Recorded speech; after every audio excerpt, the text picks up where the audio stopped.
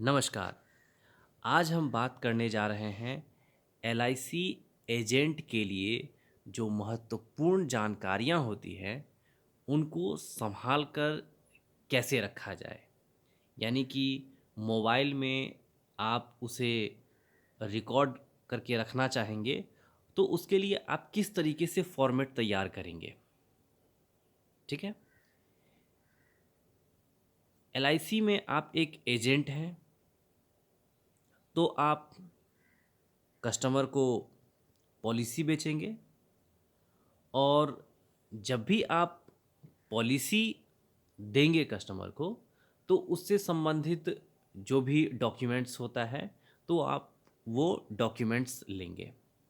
तो ये तो बात हो गई जब आप पॉलिसी ओपन करते हैं तो उस समय की बात। लेकिन जब कस्टमर का पॉलिसी हो जाता है तो उसके बाद भी बहुत सारा ऐसा डिटेल्स है जिसे संभाल कर रखना बहुत ही ज़रूरी होता है। तो आज हम उन्हीं जानकारी पे बात करेंगे। तो आज हम बताने जा रहे हैं आपको वो जो जानकारियाँ होती है उनको किस तरीके से रिकॉर्ड करके रखें। उसके लिए मैं एक फॉर्मेट बनाऊंगा। ठीक है। जैसे आप फॉर्मेट कहीं पे भी बना सकते हैं, वर्ड पैड हो गया, नोट पैड हो गया, इस तरीके से। अब यहाँ पे टाइटल है। टाइटल में आप देंगे life insurance corporation of India. ठीक है।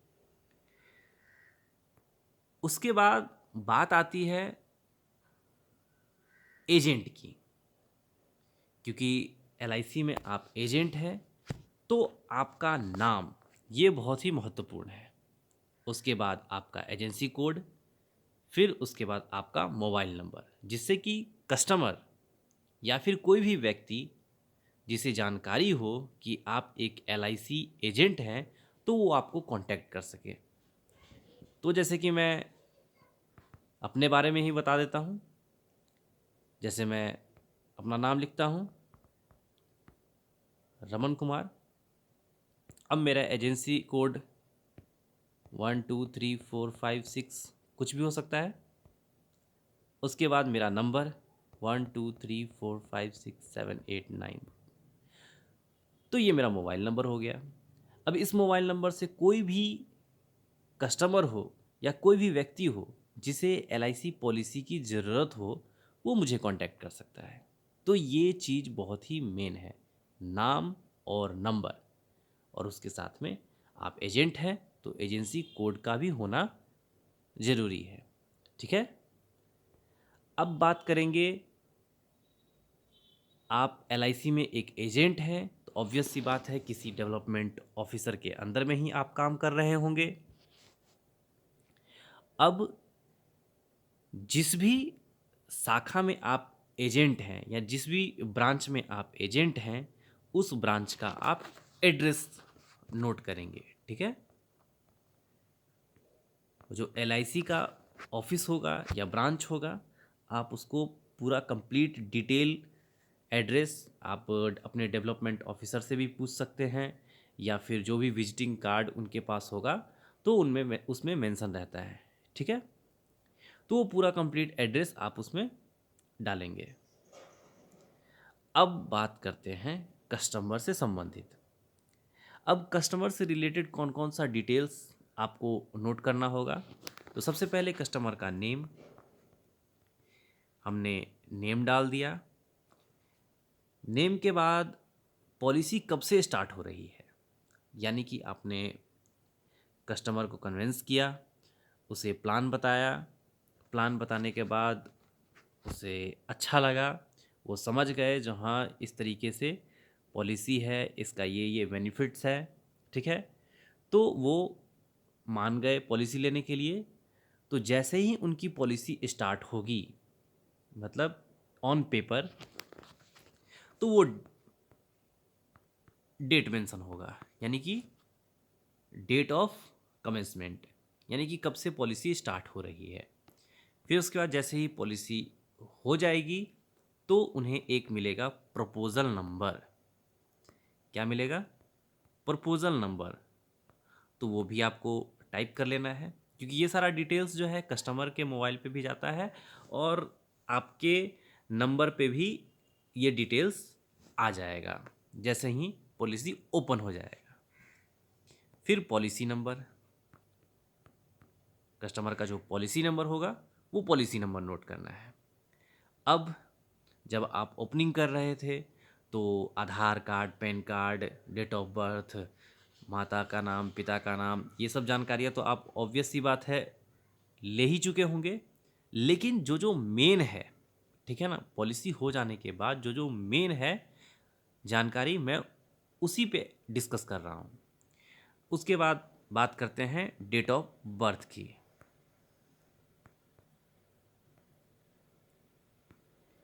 अब आप डेट ऑफ बर्थ को भी रिकॉर्ड कर लिए हैं। फिर उसके बाद मोबाइल नंबर बहुत ही महत्वपूर्ण है। ये डिटेल्स अगर आपके पास रहेगा तो भविष्य में आप अपने कस्टमर को कोई भी क्वेरी होता है उसके पॉलिसी से रिलेटेड, तो आप मतलब बहुत ही कम टाइम में उसे डिटेल्स बता सकते हैं। ठीक है। अगला है मेल आईडी। ये भी आपको ध्यान में रखना होगा। मेल आईडी ये भी आप नोट कर ले। उसके बाद आप उस कस्टमर को कौन सा प्लान दे रहे हैं, बहुत ही ज़रूरी है। ये प्लान आपको नोट करके रखना होगा। जीवन लक्ष्य, जीवन आनंद, जीवन लाभ, बहुत सारा प्लान है। तो वो प्लान आपको टेबल नंबर के साथ उसको नोट कर लेना होगा। फिर उसके बाद उस प्लान का टर्म कैसा है, ठीक है, टर्म कितने दिन का है। और उसके बाद प्रीमियम का टर्म एक होता है, प्रीमियम पेइंग टर्म, यानी कि कब तक प्रीमियम भरना पड़ रहा है। एक होता है टर्म जो कंप्लीट मतलब ख़त्म हो जाता है, पॉलिसी कंप्लीट हो जाती है, फिर उसके बाद उसका जो भी बोनस वगैरह जो भी होता है वो सब ऐड होकर के वो सब मिल जाता है। तो वो कंप्लीट होने पे एक होता है प्रीमियम, प्रीमियम कब तक दिया जा रहा है, ठीक है। फिर उसके बाद सम एश्योर्ड, सम एश्योर्ड यानी कि कितना का सम एश्योर्ड रखा गया है, 2 लाख, 4 लाख, 5 लाख, 10 लाख, 20 लाख। तो इस तरीके से आप सम एश्योर्ड को भी नोट कर सकते हैं। फिर उसके बाद पेमेंट का मोड कैसा है, मोड ऑफ पेमेंट, यानी कि वो जो आपने पॉलिसी दिया है वो पॉलिसी मंथली पेमेंट हो रहा है उसका, या क्वार्टरली हो रहा है, या फिर हाफ ईयरली या ईयरली हो रहा है, या सिंगल प्रीमियम है ना। वो इस तरीके से आप पेमेंट को नोट कर सकते हैं। मोड ऑफ पेमेंट कैसा पेमेंट है, premium without tax, premium without tax, तो वो आपको मेंशन करना होगा। क्योंकि प्रीमियम जो विदाउट टैक्स होता है ये आपको कहीं कहीं भरना पड़ता है, उसके बाद ही आप कस्टमर का डिटेल निकाल पाएंगे। अदरवाइज जो टैक्स के साथ पेमेंट रहता है वो सिर्फ जमा करने के लिए होता है। बेसिकली डिटेल्स में जैसे कस्टमर पोर्टल में आप वहाँ पर में कस्टमर से रिलेटेड आप डिटेल्स भरेंगे तो वहाँ पे आपको प्रीमियम विदाउट टैक्स ही पूछा जाएगा, ठीक है ना।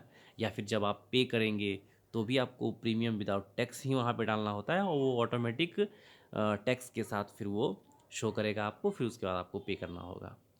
उसके बाद लास्ट ट्रांजैक्शन, ये ज़रूरी नहीं है लेकिन फिर भी आप उसे नोट कर सकते हैं, लास्ट ट्रांजैक्शन। और उसके बाद फिर इसी लाइन में आगे आप लिख सकते हैं नेक्स्ट ड्यू, यानी कि लास्ट ट्रांजैक्शन कब हुआ था और अगला जो ड्यू है यानी कि उसे फिर अगला मतलब कब प्रीमियम देना है वो वाला डेट, ठीक है ना। नेक्स्ट ड्यू डेट मैं यहाँ लिख देता हूँ, नेक्स्ट ड्यू डेट।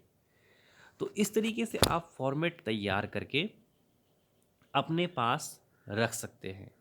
कस्टमर का नेम, डेट ऑफ कमेंसमेंट यानी कि कब स्टार्ट हुआ, proposal number, policy number, date of birth, mobile number, mail ID, plan, term, PPT, sum assured, mode of payment, premium without tax, last transaction और next due date. अगर इन details को आप अपने पास संभाल के रखते हैं, देखिए वैसे आजकल का जो ज़माना है वो डिजिटल है, हम मानते हैं, लेकिन उसके बावजूद भी अगर आप इसे A4 साइज़ पेपर जो आता है उसमें आप इसे नोट डाउन कर लेंगे तो ये आपके लिए बहुत ही ज़्यादा हेल्पफुल होगा। भविष्य में कभी भी अगर आपको डिटेल्स जानना हो तो आप ये सारा आपके पास डिटेल्स होगा तो आप उस डिटेल्स को निकाल सकते हैं। और भी जो डिटेल्स होता है पॉलिसी से रिलेटेड, ठीक है, या फिर कस्टमर आपसे पूछ दे जो हमें तो ये चीज़ नहीं पता है, आप इसके बारे में बताइए, मेरा ये पॉलिसी नंबर है, तो एट ए टाइम तो आप नहीं बता पाइएगा। अगर आपके पास ये डिटेल्स रहेगा तो आप तुरंत बता पाएंगे कस्टमर को, और कस्टमर भी आपसे संतुष्ट होंगे। आपको ये वीडियो कैसा लगा और ये जानकारी किस तरीके का लगा, आप ज़रूर कमेंट सेक्शन में बताएं। और साथ ही जो भी आपके मतलब साथी एजेंट हैं तो उन्हें भी इस चीज़ को शेयर करें जिससे कि उन्हें भी हेल्प हो सके। वीडियो में बने रहने के लिए धन्यवाद।